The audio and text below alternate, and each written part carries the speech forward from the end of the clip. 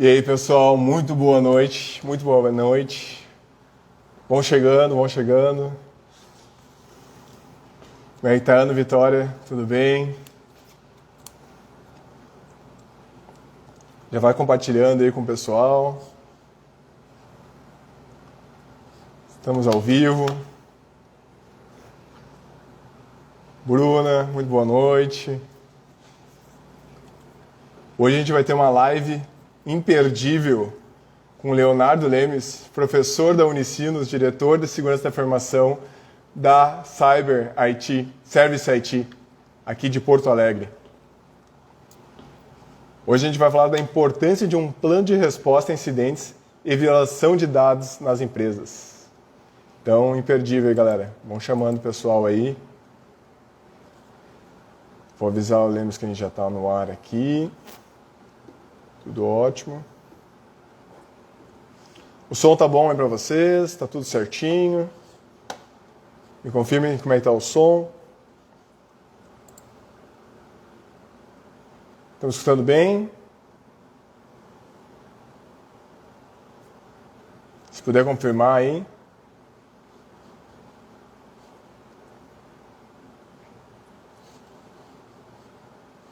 Legal, legal. Obrigado, obrigado. Show de bola. Boa noite. Pessoal dando boa noite aí.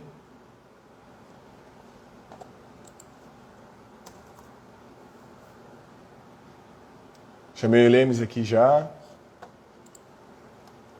Pessoal, imperdível. Leonardo Lemes, professor da Unicinos, diretor de segurança cibernética da Service IT.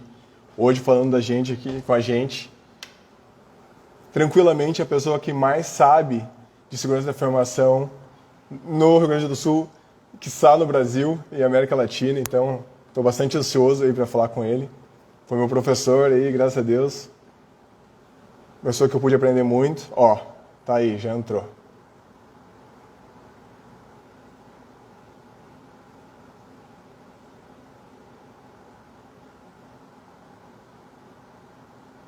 Já entrou aqui. Vou convidar ele para participar.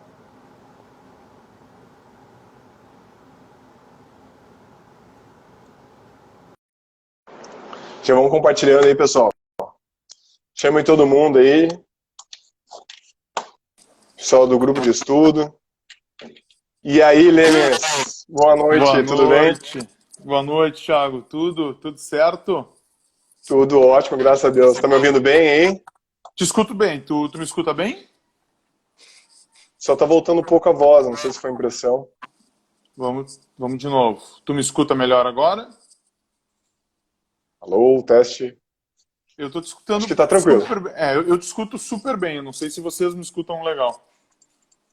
Ótimo, agora tá tudo bem. Show. Bom. Lemes, obrigado por esse tempo aí pra gente poder bater um papo. Obrigado mesmo pela Que tua isso, disponibilidade. Thiago. Eu que agradeço a lembrança do meu nome, a oportunidade de bater esse papo com vocês aqui. E já aproveito para formalmente agradecer aí a DServe pelo convite. Show de bola. Então vamos começar aí. Então eu quero começar apresentando aí o Leonardo Lemes. Ele é professor aqui da Universidade do Rio Grande do Sul, aqui no Unicinos. Ele é diretor de segurança cibernética na Service IT. É uma das pessoas que tranquilamente mais sabem de segurança da informação do Rio Grande do Sul, que está do Brasil, da América Latina. Puxa! É o cara que eu aprendo demais. Se tem uma dúvida, é alguém que eu vou lá perguntar. Então, pô, obrigado mesmo. E hoje a gente vai falar da importância de um plano de resposta a incidentes e violação nas empresas. Ô, Tiagão, obrigado pelas palavras, sempre muito amáveis e muito gentis. Na verdade, quando a gente fala com amigos, é sempre assim, né? A gente é sempre melhor quando a gente é apresentado pelos amigos, né? Por isso que é muito bom ter muitos amigos, né? Porque falam muito da gente. Um pouco dessa questão que tu traz, eu não sei se eu estou fugindo de algum script, aí tu me avisa, mas para que as pessoas aqui que nos acompanham saibam, né? A nossa relação, ela começa em sala de aula, né? Que para mim é um dos lugares mais nobres, assim, uma das minhas atuações mais nobres, dos espaços em que eu atuo, certamente é aquele que mais me motiva é a sala de aula.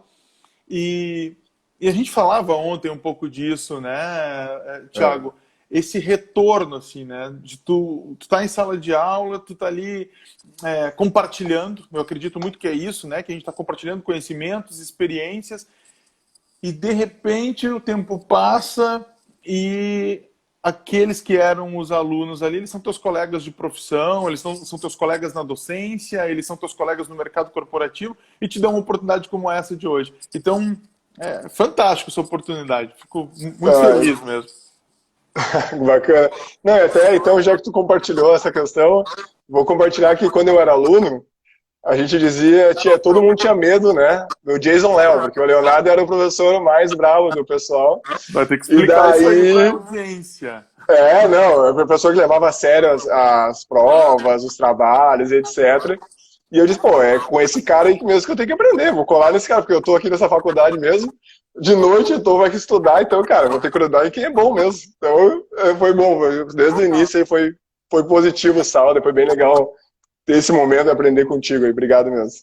Essa relação, ela é uma relação de troca, né, Thiago? A Ana comentou aqui, né? O Felipe está junto com a gente. Abraço, Felipe. É um espaço de troca. É um espaço de troca e é um espaço que eu aprendi a ter muito respeito assim pelo aluno, né? Porque quando eu falo que é um espaço de troca, é porque nós, professores, se tivermos a humildade, a gente aprende, né? A gente aprende muito. Quando tu tenta explicar o mesmo assunto de duas, de três, de quatro formas diferentes, tu está revendo as tuas práticas, tu está revendo a tua forma de compartilhar esse conhecimento, e isso te leva a questionamentos. Né? Isso te leva a questionamentos, até de certezas que tu tinha anteriormente. Eu acho que tu e o time da DServe sabem bem disso, né? Vocês estão desbravando esse mundo da privacidade, e eu sei que a Ana, sei que a Bruna, e tu, vocês estão o tempo todo estudando, mas eu também tenho certeza que quando vocês estão no curso, ou quando vocês estão na prática, surgem questões que levam vocês a uma reflexão. E o docente entender que ele tem que ter essa reflexão, né, de que faz parte ele também ter dúvidas, é muito bom, é libertador. Quando o professor chega nesse nível de maturidade, é libertador, com certeza. Com certeza, com certeza. Mas não é só de docência, né, professor? Hoje tu é um empresário também, como é que foi essa entrada na série? Você consegue compartilhar conosco aqui a história? Vou tentar ser breve, Thiago. Eu sempre conto essa história, né? Se alguém me dissesse que quando o meu primeiro filho, estivesse fazendo 1 ano, eu iria, de certa forma, abandonar parte das minhas funções na docência, né? Parte da minha carga horária na universidade, para empreender, porque empreender no Brasil, e aí eu vou chover no molhado, né? Assim, é antes de tudo um exercício de coragem. É de muita coragem, porque Com certeza. o ecossistema não favorece, né? Os impostos, a carga tributária é um absurdo, a CLT, eu acho óbvio que eu sou a favor dos direitos trabalhistas, mas precisam ser modernizados, né? Não vou nem entrar nesse detalhe, certamente a Ana Bruna tem muito mais conhecimento que eu sobre isso, e estão nos ouvindo aí, então eu não vou cometer nenhuma gafe, mas é muito difícil, né? É um ato de coragem e de um certo desapego. E foi exatamente o que aconteceu, assim, quando eu vi, eu me vi na seguinte situação. O meu filho mais velho tinha 1 ano e eu estava trocando um certo conforto, entre aspas, aí, que eu já tinha na carreira acadêmica, por empreender. Só que eu também tinha um parque tecnológico, que é o Tecnocinos, que eu acredito que muitos aqui conheçam, que tem que nos oferece boa parte dessas condições, né, para iniciar um negócio. Por outro lado, eu tinha e tenho o privilégio de ser professor de uma das primeiras e talvez mais relevantes graduações em segurança da informação do país, do qual tu és egresso e outros que estão nos ouvindo aqui são egressos. Então, eu digo que eu tinha o ecossistema a meu favor, um ecossistema Sim. de empreendedorismo e uma vantagem competitiva, né? Formação de profissionais de segurança ali do lado. Então, isso eu acho que favoreceu. E eu tinha um desejo, que eu acho que foi o tripé dessa história, Thiago, para finalizar isso, essa resposta, que era de voltar, de ter a oportunidade de desenvolver pessoas e não abandonar a prática profissional. E sim, foi essa chama, cara. Foi essa chama, Thiago, que eu acho que fez com que eu unisse essas duas coisas. As condições estavam todas ali para empreender. E se tu me permite, eu disse que estava finalizando, mas é muito importante lembrar, sabe, a gente estava falando dos amigos aqui, né? Nós começamos, nós conseguimos fechar um primeiro contrato, e aí eu fui buscar colaboradores. O 01 e o 02, né? O primeiro e o segundo colaborador, foram alunos do curso de segurança, a Pamela e o Felipe. Até hoje eu não sei exatamente em que ordem, quem era o 1 e quem era o 2, e nós não tínhamos estrutura. E o Eduardo Oliveira, que havia sido meu colega no Liberato e que é proprietário, né, o principal executivo aí da F1, que é a empresa aí do Parque Tecnológico, nos cedeu uma sala. E foi ali que nós começamos. Então, por isso que eu ressalto a importância das amizades, do com networking, né? certeza. Ele foi super importante para nós naquele momento. Com certeza. E a gente hoje está trabalhando muito com consultores, pessoas que querem abrir pessoas que prestam serviço como autônomos para outras empresas. E essa parte de segurança da informação, ela está crescendo cada vez mais. Ela já tinha um déficit de profissionais. E agora, com essas políticas de privacidade, cada vez mais está abrangente a parte de segurança da informação. Hoje a gente tem lá, desde o cara super técnico, como pentester, até um cara que vai falar de ISO 27001, um cara vai falar de LGPD, o GDPR, então está expandindo cada vez mais e se o déficit já era grande, ainda mais agora. Então, quem quiser empreender é um momento interessante aí, né? Porque tá carente o mercado e que nem tu falou, assim, a gente junta muito com as pessoas, mas se for pensar, são poucas pessoas do meio de segurança, né? Conforme a pessoa vai tendo experiência, as figurinhas são meio que se repetem, assim, né? Thiago, aí tu tocou num ponto super importante, tanto para o desenvolvimento da carreira profissional, quanto para a questão de segurança cibernética no país, né? Acho que o ponto que tu traz é um ponto extremamente estratégico. A Organização dos Estados Americanos, e essa pesquisa que eu estou citando aqui é do final, foi publicada no ano passado, ela indica que entre a América Latina, entre os países da América Latina e do Caribe, faltam aproximadamente 660 mil profissionais Nossa. de segurança cibernética. Então, certamente que é um mercado em expansão, né? É um mercado que nesses últimos 2 anos o profissional foi muito valorizado, né? Existe um aumento de remuneração aqui, uma procura, um aumento tanto da procura quanto da remuneração. E nós temos, e quando isso acontece em qualquer segmento, e na TI a gente viu isso acontecer muito no Brasil, os talentos vão para a Europa. Né? A gente tem uma perda de talentos para a Europa. Então, e para outros continentes, não só a Europa. Então, como professor, eu tenho acompanhado isso. Né? Como docente no ensino, eu tenho acompanhado isso. Nós temos uma quantidade significativa, eu diria que em torno de 25% dos nossos egressos da graduação em segurança da informação da Unicinos, estão no exterior. Nossa. No exterior. Não sabia. Tá? Um quarto. É pelo menos isso, Thiago. É pelo menos esse o percentual. E eu vejo agora isso acontecendo de novo. Né? Eu vejo agora, novamente, as empresas na Europa sendo muito atrativas para os nossos profissionais. Então, o Brasil precisa urgente de uma estratégia para a formação de profissionais. Tu citou as diversas verticais em que pode se atuar, né, Thiago? Em Israel, por exemplo, algumas dessas verticais são profissões regulamentadas. Pentester, perito. Existem 5, eu não vou mencionar 5 aqui porque eu posso cometer alguma gafe, mas pentester e perito, né, o perito digital, são profissões regulamentadas em Israel. Então, isso mostra que a gente tem um caminho longo aí pela frente, né?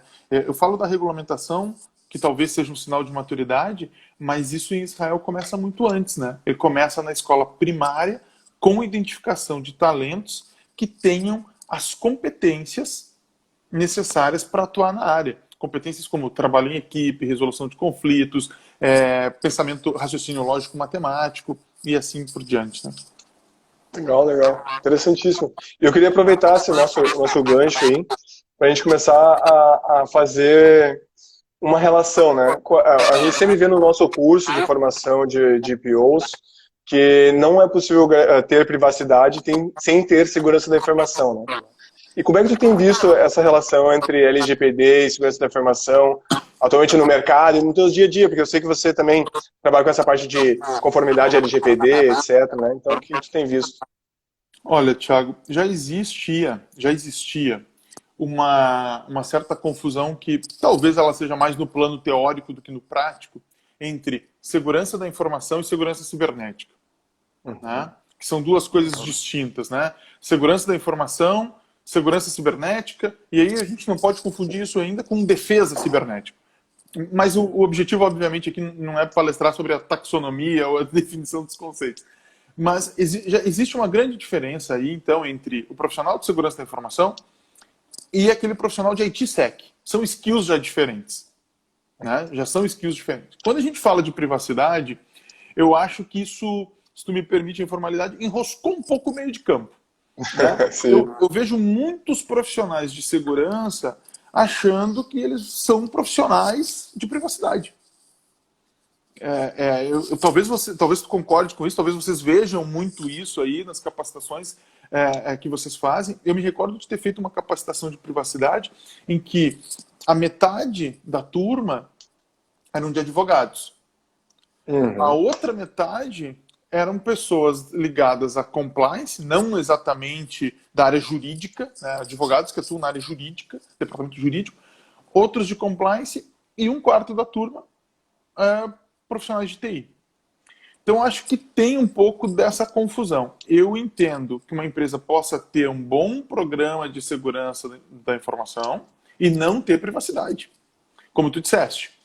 Só que, para implementar um programa de privacidade, tu precisa de proteção de dados pessoais. E é aí que eu acho que mora o cerne dessa questão. O que é proteção de dados pessoais, a que se dedica, quais são os controles, quais são as práticas que estão aqui, e o que é privacidade de dados.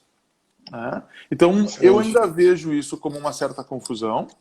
Acho que essa confusão, ela, ora, é fruto de um caminho de amadurecimento mesmo, ora de um certo oportunismo. Né?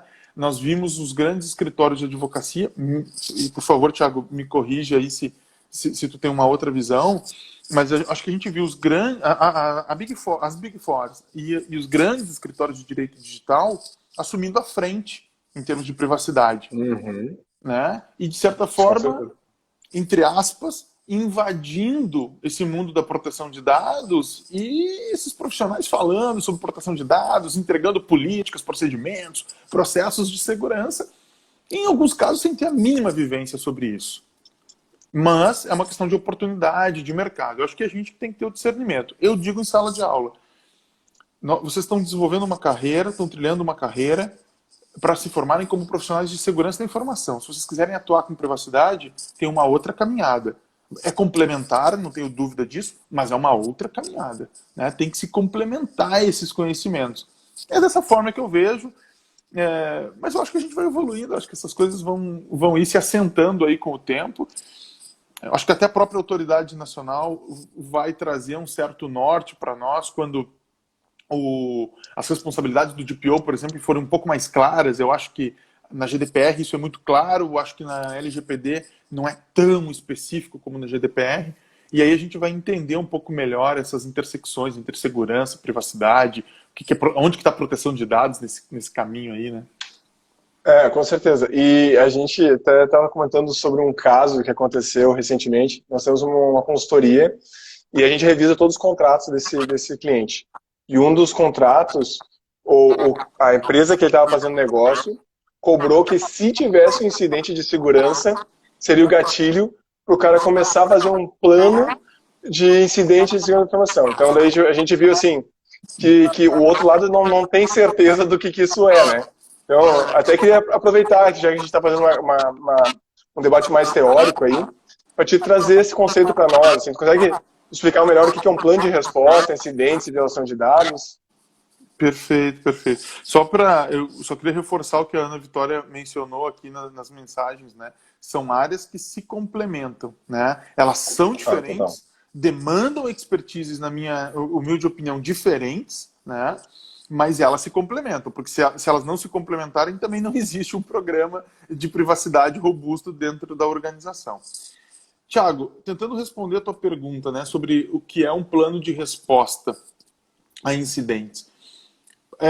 A gente poderia definir isso de diversas formas, né? De diversas formas. Eu gostaria só de lembrar que é um processo. Acima de tudo, é um processo.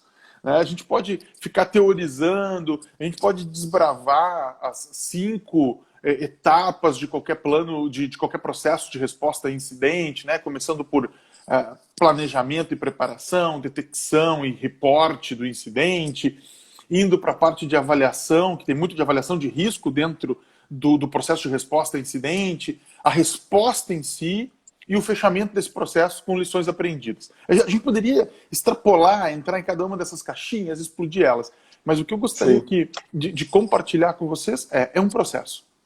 Acima de tudo, é um processo. E como tal, precisa de pessoas qualificadas, capacitadas para conduzir, para liderar esse processo, para interagir com esse processo. Então, se de um lado, resposta a incidente é processo, é basicamente processo, precisa de pessoas habilitadas, pessoas com competências e com habilidades. Conhecimentos e habilidades. Né? Eu acho que são coisas bem importantes. Tu precisa de determinados tipos de conhecimento, mas tu precisa de habilidades, porque o momento do incidente, ele é um momento de tensão. Né? Ele é um momento que tu tem o board te cobrando uma resposta, é um momento que tu vai ter reunião com o conselho ou no início da manhã ou no final da tarde, todo mundo querendo saber a expansão do vazamento, do incidente, qual foi o impacto, e tu ainda está lá na primeira fase, tentando entender o incidente, por onde que foi que o atacante entrou, qual foi a vulnerabilidade que ele explorou, mas a pressão é para que alguém diga, já estancou? Já parou? A gente já conseguiu responder? A gente já sabe que dado que vazou, que volume que vazou, por onde foi? Gente, a minha experiência tem mostrado, e eu acompanho muito aqui o nosso time do SOC, né, em resposta a incidente, que às vezes tu está tratando de um incidente, e os de vazamento me parecem muito isso, são semanas para responder um incidente. Tu não vai responder em 2, 3 dias. Não é um ataque de um ransomware.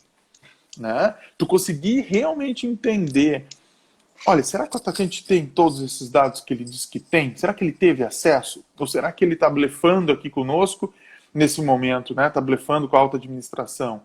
Qual o impacto que isso pode gerar? Isso precisa de muita coordenação, né, Thiago? Então, por isso que eu insisto, é processo. Eu gosto de desenhar esse processo para as empresas nas quais eu trabalho, né? Talvez tu lembre, talvez os outros colegas aqui que foram meus alunos podem ter essa lembrança. Para mim, um profissional de resposta a incidente, de gestão de segurança, ele tem que conhecer BPMN, ele tem que conhecer alguma linguagem para anotação de processo, ele tem que conseguir desenhar esse processo com todas as suas entradas, com todas as suas saídas, com todos os atores que estão envolvidos. O maravilhoso seria o BP, mas pelo menos um fluxograma, né? Às vezes não tem nada, nenhum processo mapeado, né? Alguma forma, né, alguma notação para representar processo. E pode ser um fluxograma, sim, né? Mas eu preciso saber quem faz o quê, quem interage com quem. Se tu não tem esse processo, alguém vai dizer assim, super apoio alguém está falando, que coisa linda de se ouvir, né?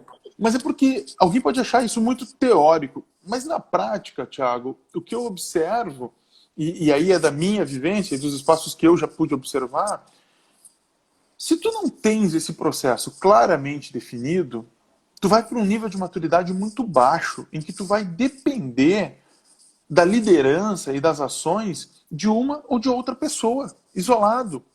Né? Então, vai que tu tenha um grande expert, né? Um grande expert da empresa, que realmente seja aquele cara sangue frio e que ele vai conseguir responder ao incidente. Mas será que toda empresa tem? Será que uma única pessoa dá conta? Por isso que eu insisto muito. Eu desenharia o processo, eu definiria o processo, eu testaria isso. Eu colocaria esse processo à prova para que quando o incidente ocorra, a gente possa minimamente ter uma linha mestra para seguir. Porque senão é um bando de apavorados correndo cada um numa direção, né? E por isso que é um plano, né? Ele é anterior ao incidente, né? Isso é uma coisa que a gente estava explicando para o cliente. Não é depois que acontece o acidente que tu vai ver, não. Tu faz um plano antes, tu faz todo o planejamento antes, e quando der um acidente, se precisar, tu tem uma linha mestra para seguir, o que é exatamente o que eu tinha dito, né? É isso. Às vezes os clientes podem se frustrar, né, Thiago? Eles podem dizer assim, eu tenho o meu plano aqui, mas aconteceram situações em tempo de incidente e eu tive que improvisar. É o PDCA. Esse processo ele tem um modelo de gestão muito bem definido. É o PDCA. Né? Então tu vai rodar ele, tu vai melhorar. Por isso que eu digo, tu tem que testar, tu tem que fazer simulações. Pode ser um teste de mesa, né? Eu não estou dizendo para fazer um vazamento de dados, eu não estou dizendo para Sim, parar o site da empresa, né, Thiago? Pode ser um teste de mesa para o teu processo, mas colocar todos os atores envolvidos nesse processo e pensar as interações e as ações desse processo é muito importante, porque durante esse exercício a gente percebe coisas do tipo, puxa, nós criamos uma atividade aqui de resposta a incidente, mas a gente não tem capacitação para executar esse procedimento. Isso acontece muito, né, com a parte de forense. Eu preciso fazer um procedimento de análise forense em estações Windows dentro do procedimento de entendimento e avaliação do incidente. Mas eu não tenho ninguém com competência para fazer isso. Eu vou ter que manter um perito forense dentro do meu time? Talvez isso seja fora da realidade da grande maioria das empresas. Então eu vou ter que contratar isso sob demanda. Então, pensar nessas coisas, né, Thiago, antes, elas são fundamentais. Elas são fundamentais. E esse processo ele tem uma série de armadilhas. Eu não sei se a gente vai falar sobre isso, mas ele tem uma série de armadilhas, tem uma série de pontos onde as coisas podem dar errado. A gente vai focar nisso e até se tu quiser fazer um gancho com esses pontos de falha que você falou, né? A percepção que a gente está tendo agora é que todo dia tem um vazamento novo, né? Eu estava comentando com o time de segurança aqui que a gente não sabe direito se sempre foi assim e a gente não sabia, ou agora que por causa de lei, né, que tem um holofote, tá todo mundo falando sobre isso, né, a gente começa a ver mais. Então a gente vê vários mega vazamentos de dados e a gente não vê muito bem assim, o que o plano de resposta a incidente podia colaborar com isso, ou esses vazamentos tiveram algum plano de resposta a incidente? O que tu tem de visão nesse sentido? Poxa, pergunta complexa, né? Dá para ser uma tese dessa pergunta. Eu vou tentar ser prático. Primeiro, assim, de um ponto de vista mais pragmático, né? Nós estamos falando... A gente pode usar várias referências para construir um processo de resposta a incidente. Talvez uma das principais seja a ISO 27035, né, Thiago? A gente poderia se socorrer em outras referências, como o NIST, por exemplo, enfim. Mas a ISO 27035 talvez seja aquela com a qual eu me sinta mais confortável.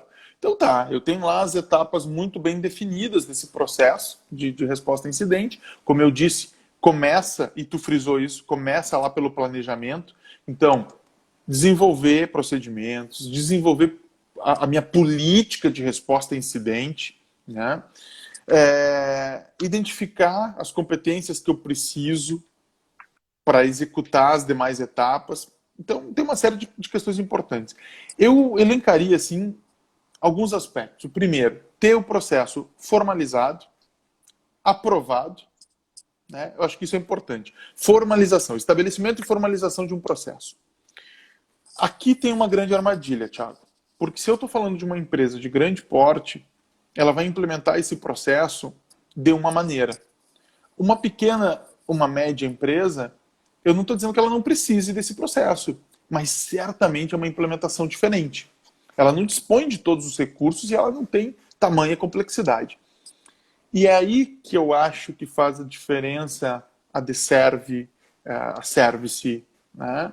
Orientar o cliente. Olha só, tudo bem, ISO 27035, lindo e maravilhoso. Mas como que eu adapto esse processo para uma empresa de médio porte? Sim. Como que eu implemento esse processo numa empresa de grande porte distribuída Brasil afora? Né? E talvez com conexões fora do Brasil, inclusive. Então, eu acho que é realmente diferente. Né?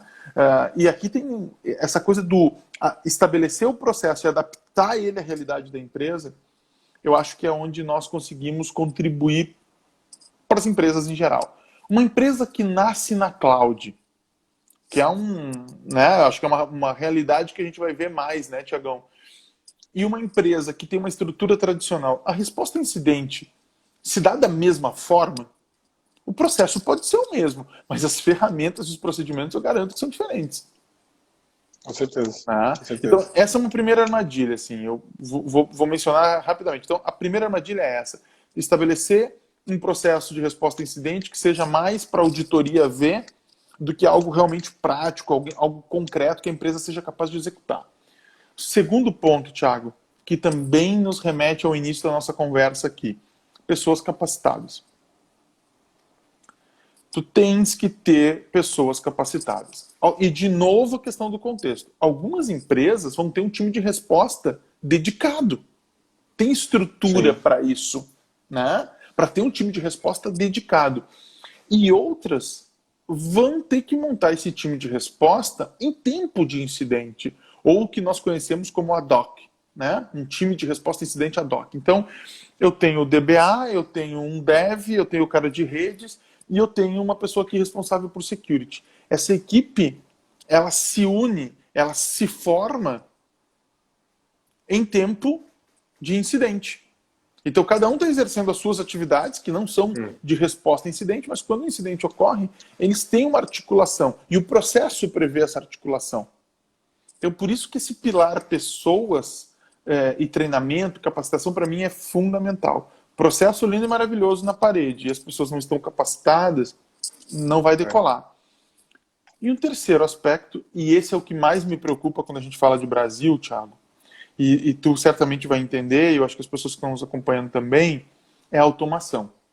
A gente acreditar que dá para responder a um incidente de vazamento de dados, sobretudo, com volume, né, de maneira manual, com um processo totalmente manual, eu acho que beira a ingenuidade.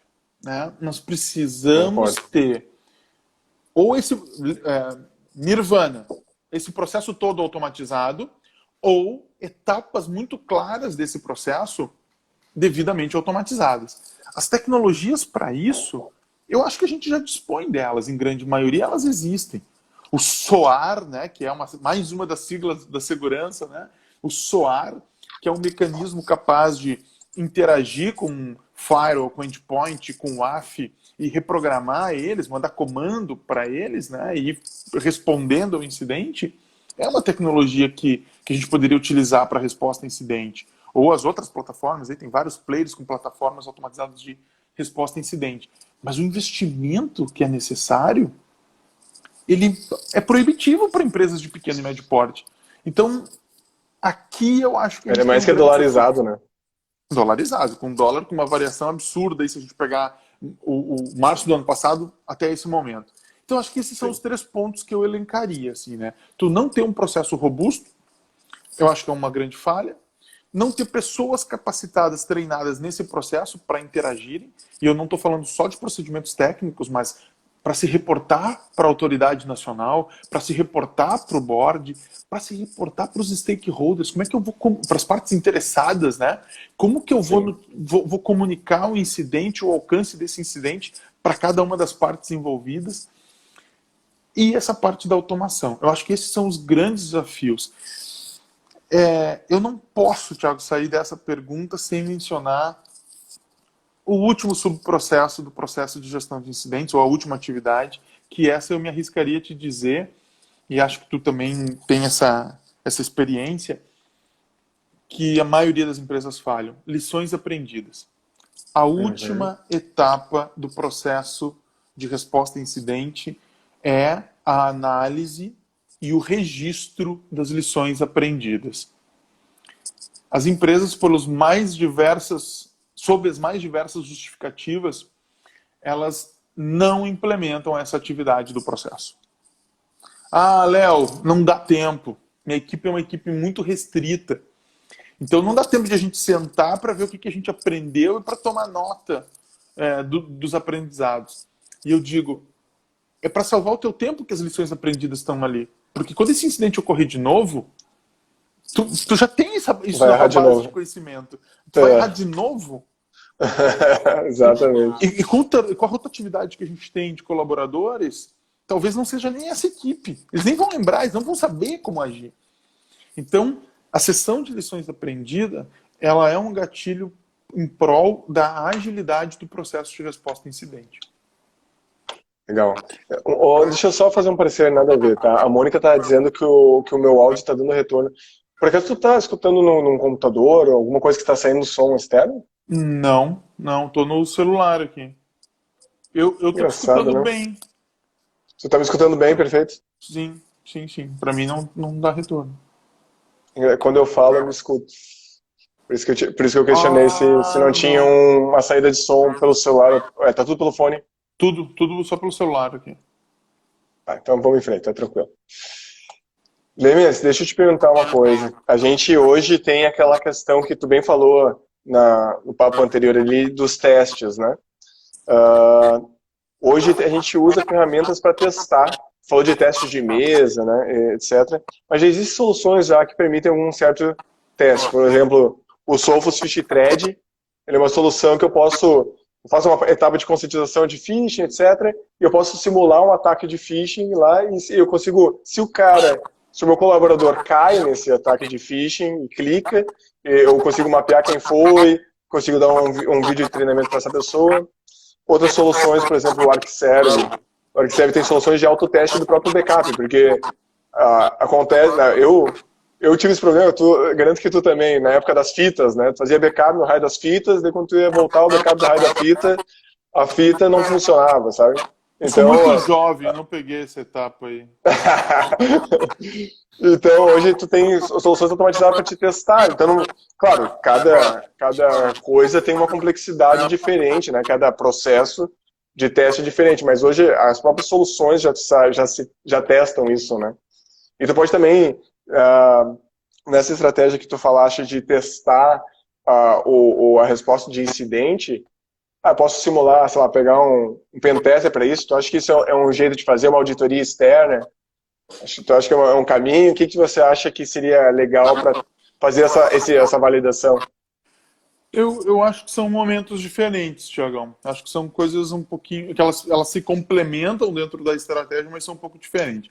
Uma coisa é o pentest, né? Que então eu estou numa fase ainda de rever e amadurecer os meus controles, e é muito bem-vindo nesse sentido. Eu me lembro que eu tive umas discussões, mas discussões no bom sentido, né? Com alguns clientes, logo quando a gente começou a falar de LGPD, porque eu dizia assim, a forma que a gente contrata pentest vai mudar. E eu continuo tendo essa visão, né? Uma coisa é um pentest de infra, um pentest que não tenha como objetivo verificar a proteção de dados pessoais, né? A resiliência e a eficácia dos controles de proteção de dados pessoais. E outra coisa é um pentest que tenha este objetivo. Eu me recordo, inclusive, que um cliente, esse concordando comigo, porque eu tinha um que discordava completamente, eu fiz a seguinte pergunta para ele, né, no formulário: olha, é um pentest que vai envolver dados pessoais ou tem fins de adequação à LGPD? E ele disse, não faz diferença nenhuma, pentest é pentest. Eu digo, não, eu discordo, acho que tem finalidades e muda inclusive a estratégia.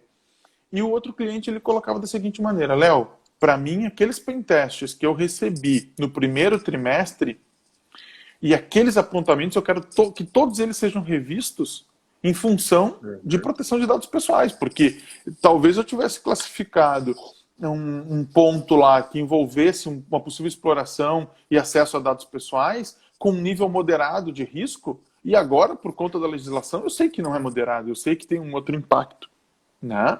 Então, isso por si só, a avaliação por si só já mudaria. O foco e a estratégia me parece que também mudam. Mas quando eu falo de testar o processo de resposta a incidente, eu estou falando da notificação. Os nossos usuários podem notificar, ou eu vou ficar sabendo de um incidente a partir de quais sensores, de quais mecanismos. Léo, nós temos o nosso CIEM, nós temos o nosso IDS, mas nós também temos um canal telefônico. nós também aceitamos notificação pelo nosso site. Então, testar, quando eu falo testar, eu digo testar inclusive a disponibilidade e a eficácia dos mecanismos de notificação de incidente. E aí vai, né? Então agora eu vou chegar na parte de avaliação do incidente. Coletei o incidente foi notificado, eu verifiquei que de fato era um incidente, caiu lá na minha triagem, de fato é um incidente, e agora eu vou avaliar o risco.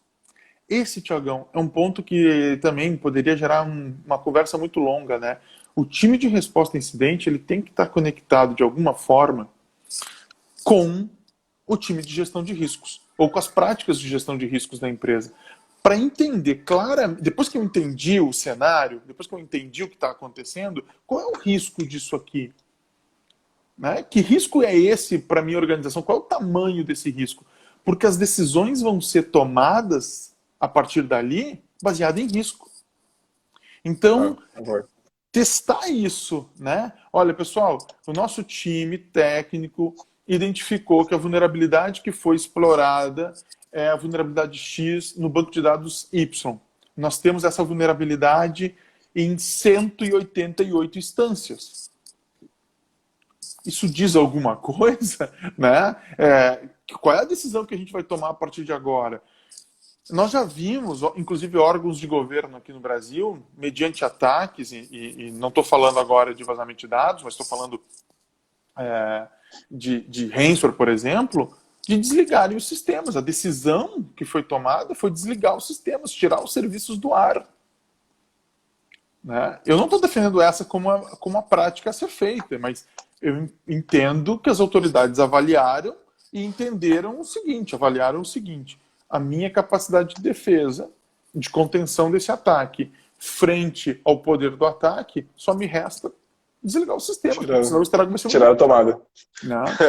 Então é isso que eu me refiro quando eu falo de testar o processo de resposta a incidente. Né? Excelente, excelente. E eu tenho uma pergunta aqui, a gente tem uma série de grupos ali de discussão, tanto de alunos, de possíveis alunos, e tem uma aluna, Ângela, a Ângel, ela mandou uma questão aí para a gente discutir, tá? No plano de resposta a incidentes, todos devem ser treinados? Imagino que todos na empresa deva ser. Não, eu acredito que não, tá? Eu acho que isso é um pouco utópico, assim. Embora, né, se a gente fizer um paralelo com os planos de emergência lá da continuidade de negócio, a gente tenta levar esse conhecimento e testar isso para o maior número possível de pessoas, né? Então, a evacuação de um prédio. Bom, a evacuação de um prédio eu tenho que treinar todas as pessoas. Elas precisam saber que não podem usar o elevador quando a gente está num cenário por exemplo, de incêndio, né? Então, aí é um pouquinho diferente. Quando eu falo de resposta a incidente, eu acho que esse treinamento ou esse conhecimento ele vai variando. Por exemplo, eu entendo que toda organização precisa ser capacitada para notificar um incidente. Se o colaborador está vendo um incidente, ele tem que saber por qual canal ele vai notificar esse incidente.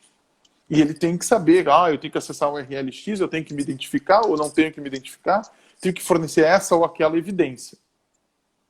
Perfeito. Então, aí é uma etapa do processo que eu preciso que todos os colaboradores conheçam. Né? Porque qualquer colaborador pode fazer uma notificação, por exemplo. Agora, quando eu estou falando de reportar o incidente, bom, aí é um time muito específico que precisa ter esse conhecimento. Né? Então eu vou capacitar as pessoas do time que tem essa responsabilidade de analisar o incidente, de fazer o reporte do incidente. Então são treinamentos, são capacitações diferentes, né, ao meu ver. Mas só para entender assim, o ponto, né? Eu faço a minha análise de risco lá e eu mapeio quais são, o que esse risco vai impactar e de acordo com isso eu vou treinar o time X, o time Y, vou treinar todo mundo, que nem tu falou incêndio lá. Na minha análise de risco eu percebi que tem chance de ter incêndio, etc. Então eu vou treinar todo mundo, porque isso afeta todo mundo. Então eu uso como base para treinamento a minha análise de risco? Tu acha que tem a ver isso? Eu acho que a análise de risco é super importante, porque eu vou identificar que tem áreas mais sensíveis do que outras. Né? Áreas que consomem ou que processam, que tratam um volume de dados maior do que outro, né? Então, isso pode ser um indicador para que eu possa organizar esse treinamento e essa capacitação. Agora, quando eu falo especificamente do processo de resposta a incidente, a gente tem que entender quais são os times que entram em ação em cada um dos estágios do processo de resposta. Eu tenho muito essa visão processual, né, Thiago? Assim, eu tenho um processo, esse processo tem 5 etapas. Quais são os atores da primeira etapa? Bom, a primeira etapa é planejamento e preparação. Então não é toda a empresa que está envolvida. Mas eu tenho uma atividade de notificação. Quem pode notificar um incidente? Qualquer Por isso pessoa. da matriz RACE, né? Isso. Então eu partiria dessa relação que a RACE nos traz de atividades e responsabilidades e papéis, né? Para saber o nível de treinamento que eu tenho que dar. É mais ou menos, Thiago, assim, ó, eu preciso treinar a empresa em desenvolvimento seguro? Olha, se eu não tiver, se eu não desenvolver software, eu não preciso. Né? Agora, se eu tenho uma célula de desenvolvimento de software, aquelas pessoas que compõem essa célula precisam ser treinadas. Eu enxergo mais ou menos desta maneira. Legal, legal. E ela cita que, ela na verdade, ela fez uma pergunta bastante longa, eu quebrei em 3, tá? Ela cita um caso hipotético aqui. Uma empresa hipotética onde é proibido o uso de pendrive, houve uma tentativa de roubo de dados por parte de um colaborador. Esse colaborador ele não teve sucesso. Contudo, o colaborador ele teve acesso ao servidor, plugou o pendrive, mas não conseguiu copiar os dados por alguma medida de segurança. Neste caso, no âmbito do plano de incidente de segurança da informação, como é que se encaixaria? Isso qualifica um incidente? Não? Quais são as medidas? Tá. Legal essa pergunta. Eu acho que primeiro tem uma questão aqui que antecede o incidente, que é a existência das políticas e o treinamento e conscientização, né? Então eu tenho uma política de controle de acesso a ambientes críticos, como o data center, por exemplo. Eu posso ter uma política de uso aceitável de ativos, né? A ISO 27002 traz essa referência. Então eu tenho lá uma política de uso aceitável de ativos, onde eu digo, né, onde eu trato a questão de mídias removíveis, como um pendrive, por exemplo. Então, eu acho que o primeiro ponto é esse. Eu tenho que normatizar, eu tenho que instruir. Então, não basta eu ter essas políticas. Eu tenho que levar essas políticas ao conhecimento. Eu tenho que conscientizar e tenho que capacitar as pessoas de fato, né, para usar os controles. Dito isso posto, aconteceu um incidente. A pessoa violou o controle de acesso, por exemplo, físico, estou me referindo ao controle de acesso físico, e ela teve acesso ao data center. Nós temos que nos acostumar que isso é um incidente. Isso é um incidente de segurança da informação, né? E aí eu volto àquela diferença básica entre evento e incidente, né? Eventos dentro de uma rede, eles ocorrem dezenas, centenas, milhares. Uma tentativa de acesso bem-sucedida é um evento, né? O envio de um comando é um evento. Agora, o que é um incidente? Um evento ou um conjunto de eventos que, de fato, impactam na proteção de um ativo ou têm potencial para violar as políticas, para comprometer as políticas da organização. Bom, então o colaborador realizou um acesso indevido. Ele não deveria estar ali, ele não poderia entrar ali. E ele entrou. Isso, por si só, já deveria ser coibido, já deveria ser investigado. Eu deveria ter câmeras, né, monitorando esse acesso. A minha biometria ou o meu dispositivo de controle de acesso falhou. Então tem uma série de incidentes aqui, tem uma série de controles que falharam. Eu faria o raciocínio por aí, Thiago, né, para entender. Mas ele não copiou nada. Ele não conseguiu usar pendrive porque a pendrive estava bloqueado, porque a minha solução de endpoint, de EDR, bloqueia a pendrive. Ele só não teve sucesso, mas ele já violou o acesso. Ele tinha intenção. Teve a tentativa, né? Teve uma tentativa. Ele entrou no lugar, não podia. Perfeito, perfeito. E as sanções? As sanções elas vão estar lá na minha política, não vai estar no meu plano de incidente. Isso, as sanções elas estão previstas na política.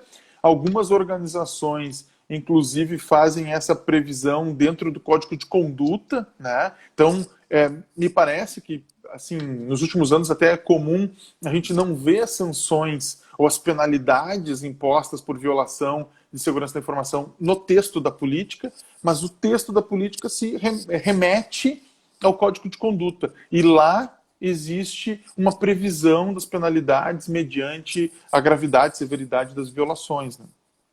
Excelente, excelente.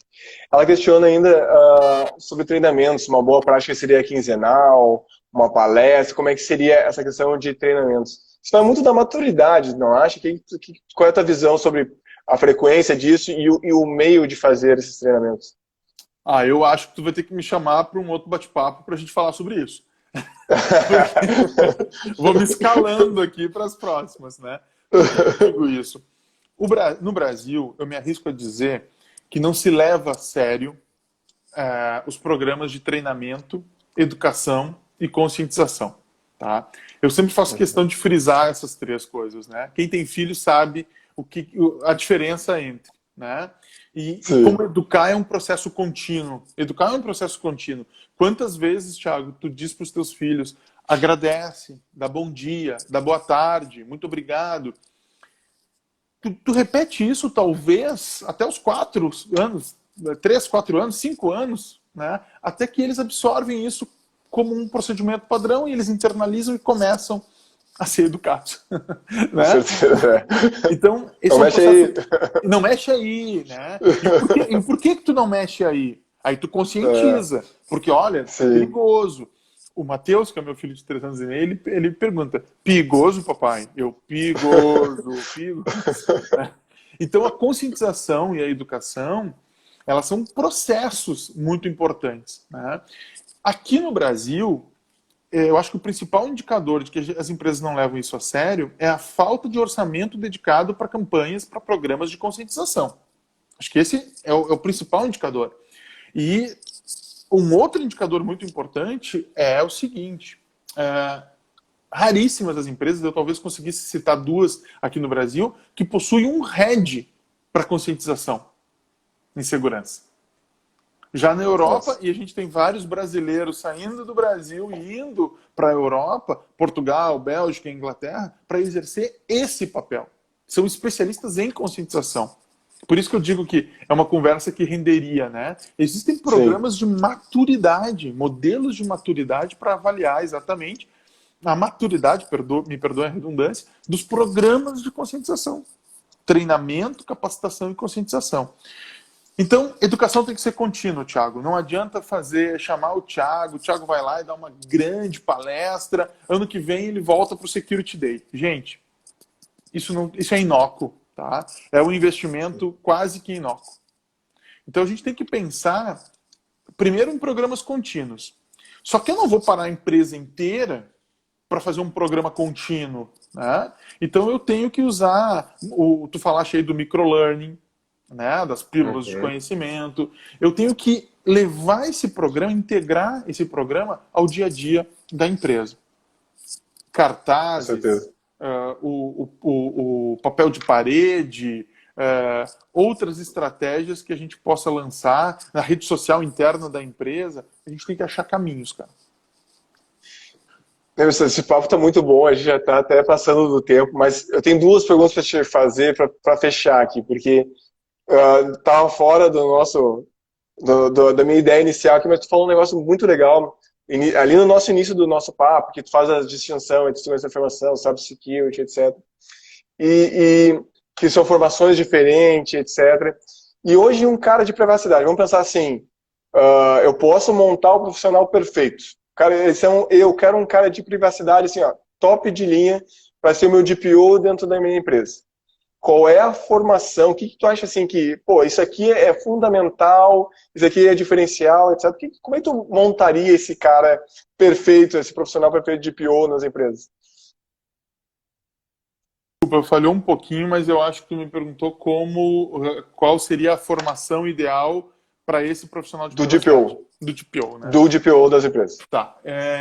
Bom, primeiro eu não tenho essa resposta, eu peço desculpas por te frustrar, eu não tenho essa resposta porque para mim ainda não está claro exatamente quais são as atribuições do DPO, né? É claro que eu sei o que está Uhum. escrito lá na LGPD e eu tenho aquele checklist da GDPR na minha cabeça, assim, né? De tanto que a gente fala sobre isso, né? Claro. Mas eu acho que a Autoridade Nacional de Proteção de Dados, entre outros esclarecimentos, outros aprofundamentos, né, detalhamentos, essa era a palavra que eu estava procurando, ela vai ter que detalhar isso um pouco melhor. Então existe aquela discussão, o DPO ele é um profissional de direito acima de tudo, ou ele pode ser um profissional de segurança? A gente tem visto de tudo no Brasil, né? Eu tenho, Com certeza. se eu não me engano, foi na França que a Autoridade Nacional de Proteção multou uma empresa grande, agora eu só não vou falar o nome aqui porque eu não quero cometer nenhum equívoco, não sei se eu ia dizer Google, mas eu não tenho certeza se foi a Google. Mas foi na França, a Autoridade Nacional multou uma empresa. Por quê? Porque o CISO era o DPO. E eles entenderam que havia um conflito.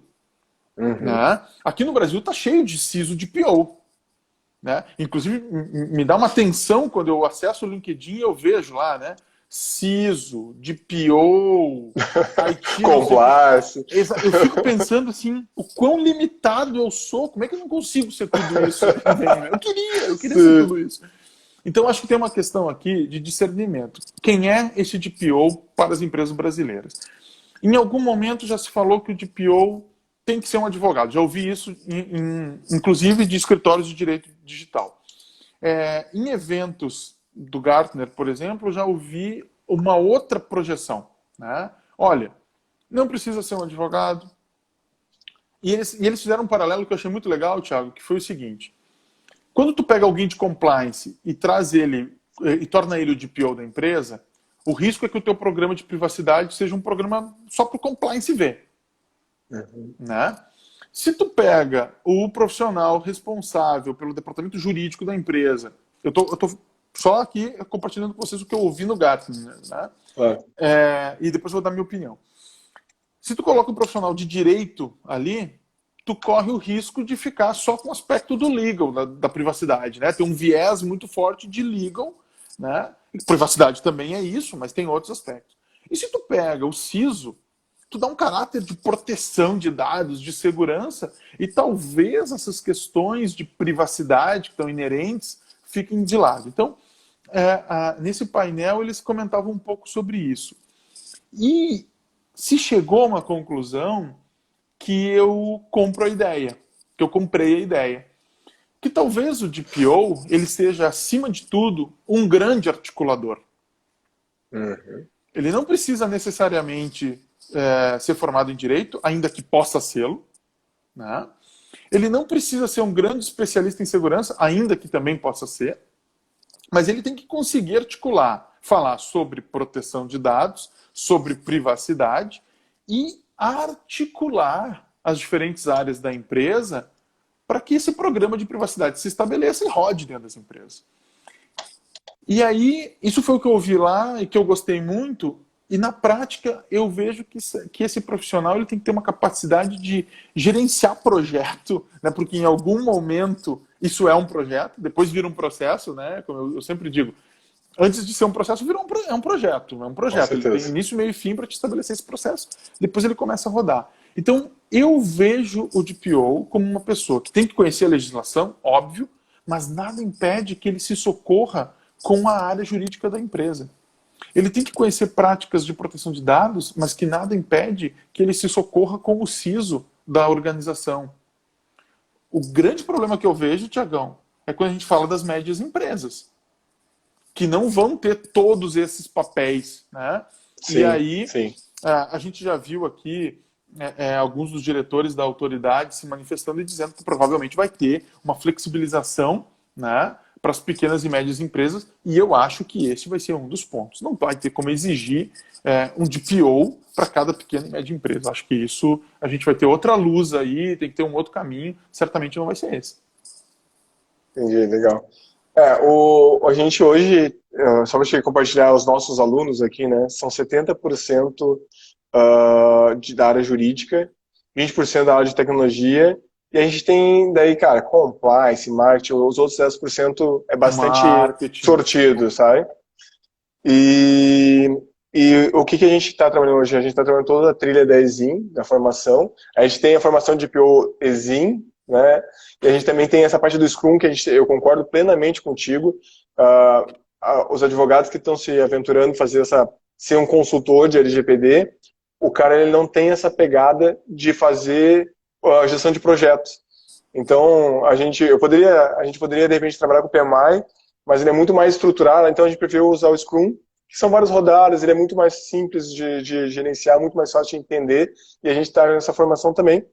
E agora a gente está trazendo a IAPP também, a gente vai fazer uma live com eles para essa formação. Eu concordo contigo, tá? Eu acho que eu vi aqui nos comentários o Pinheiro também comentou que é um cara que tem que ter entrada nas outras áreas também. Isso. E principalmente assim, é uma coisa que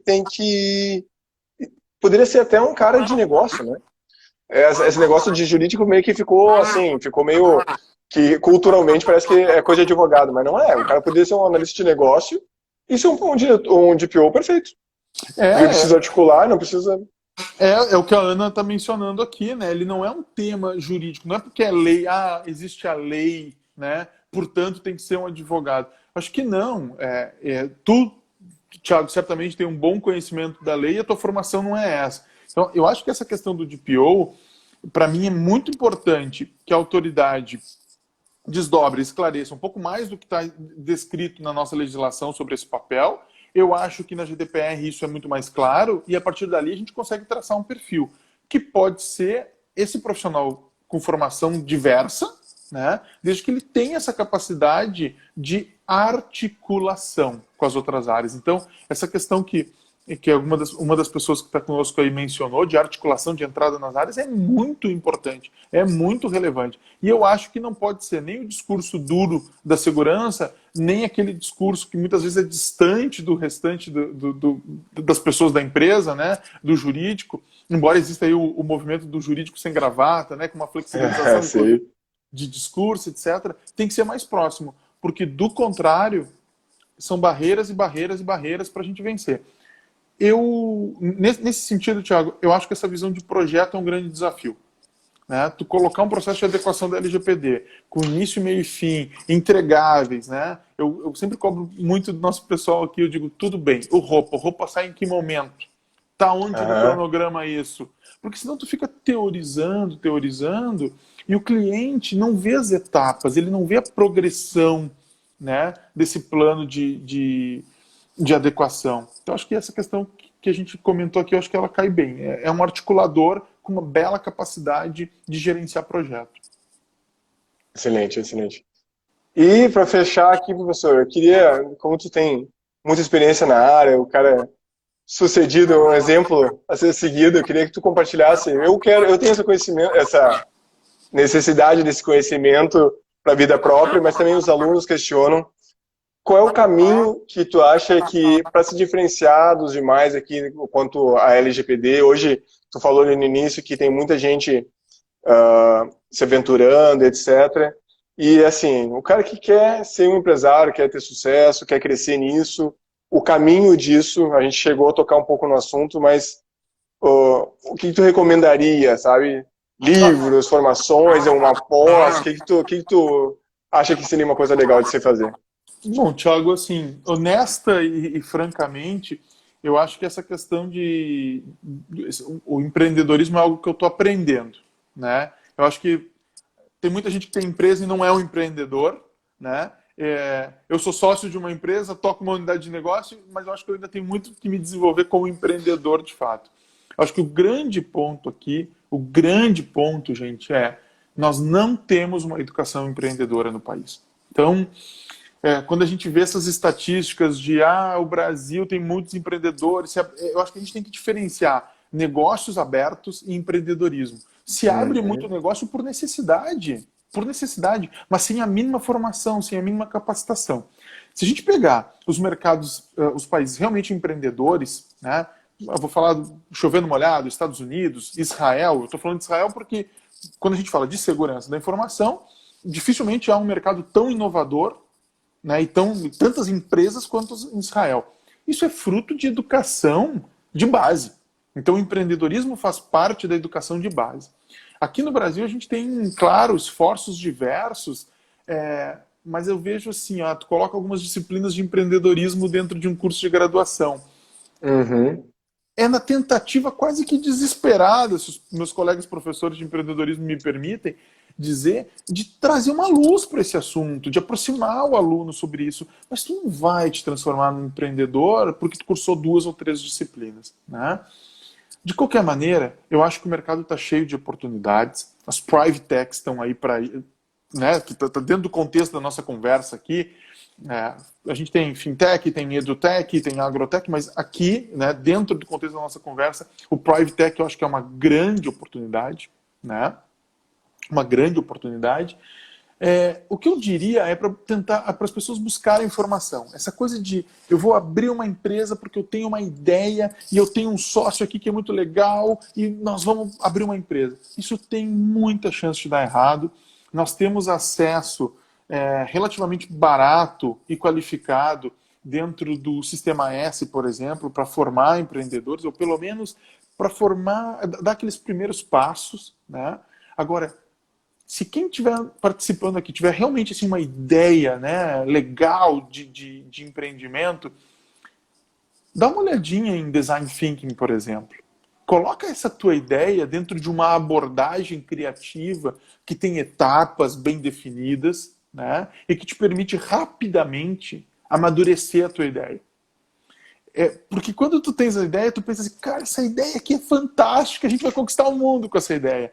Mas quando tu coloca isso dentro de uma abordagem sistemática, como por exemplo é o Design Thinking, eu acho que tu rapidamente amadurece essa ideia. Rapidamente tu amadurece essa ideia e isso na prática significa que tu vai perder menos tempo, vai gastar menos dinheiro, né? E talvez tu entre no mercado de maneira mais assertiva.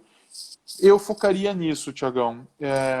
Eu hoje estudo storytelling, eu estudo design thinking, eu estou acabando de ler um livro e a aula que eu vou dar hoje às 8h30 é sobre a parte de métricas, né?